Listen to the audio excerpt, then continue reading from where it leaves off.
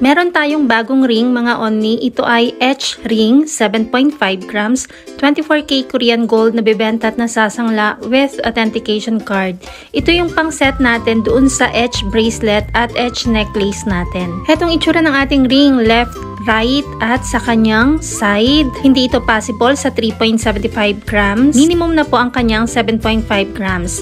At ganito naman ang itsura niya sa kanyang back part. Very plain lang. Pwede rin ito sa 11.25 grams kung gusto mo na mas makapal ng konti rito. Hetong itsura ng ating 7.5 grams ring kapag suot. Kung hindi mo naman alam ang iyong ring size, mag-inform lang sa inyong seller at tutulungan namin kayo para malaman ang inyong Korean ring size. Heto yung kanyang complete set with earrings, bracelet, and necklace. Napakaganda rin ng ating earrings. Ito ay 3.75 grams lang with 18K one-touch lock. Then yung ating ring na 7.5 grams.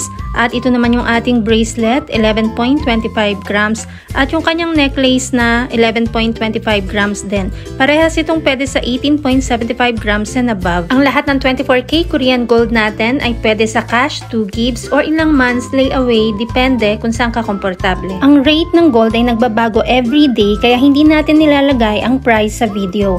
Kung gustong malaman ang updated price, mag-inbox kay Michelle Yu sa Facebook at subscribe ka na rin sa ating Mabenta KR Jewelry YouTube channel para updated ka.